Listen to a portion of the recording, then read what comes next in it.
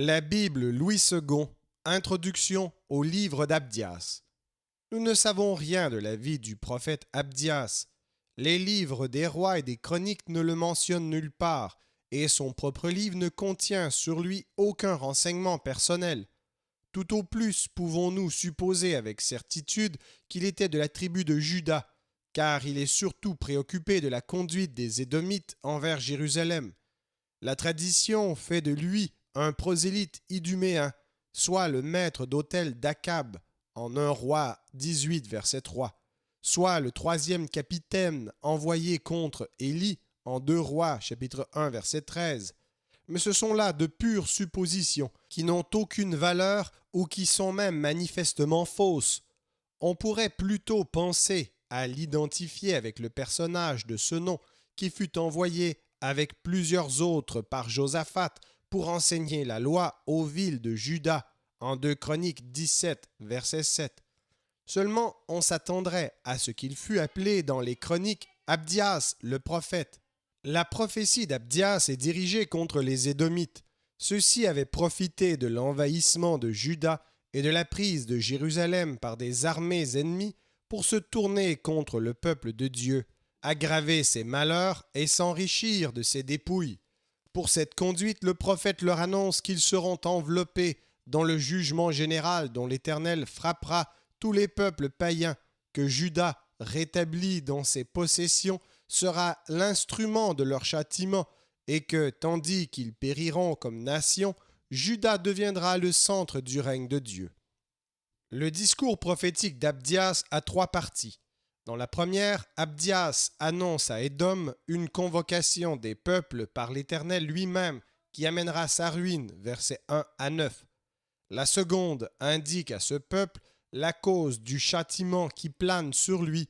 C'est sa conduite envers Juda, son frère malheureux, dont l'Éternel prendra la défense, versets 10 à 17.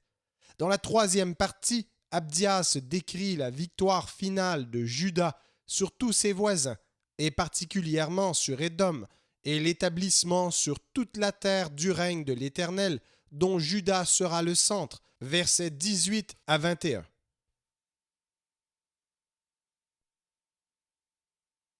Abdias. Prophétie d'Abdias. Ainsi parle le Seigneur, l'Éternel, sur Édom.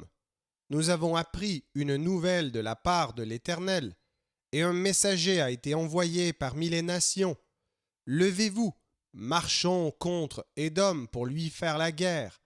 Voici, je te rendrai petit parmi les nations. Tu seras l'objet d'un plus grand mépris. L'orgueil de ton cœur t'a égaré, toi qui habites le creux des rochers, qui t'assieds sur les hauteurs et qui dis en toi-même, qui me précipitera jusqu'à terre? Quand tu placerais ton nid aussi haut que celui de l'aigle, quand tu le placerais parmi les étoiles, je t'en précipiterai, dit l'Éternel. Si des voleurs, des pillards viennent de nuit chez toi, comme te voilà dévasté, mais enlèvent-ils plus qu'ils ne peuvent? Si des vendangeurs viennent chez toi, ne laissent-ils rien à grappiller? Ah, comme Ésaü est fouillé, comme ses trésors sont découverts. Tous tes alliés t'ont chassé jusqu'à la frontière, tes amis t'ont joué, t'ont dominé, ceux qui mangeaient ton pain t'ont dressé des pièges, et tu n'as pas su t'en apercevoir. N'est-ce pas en ce jour, dit l'Éternel, que je ferai disparaître d'Édom les sages, et de la montagne d'Ésaü l'intelligence? Tes guerriers, ô Théman, seront dans l'épouvante, car tous ceux de la montagne d'Ésaü périront dans le carnage. À cause de ta violence contre ton frère Jacob, tu seras couvert de honte, et tu seras exterminé pour toujours.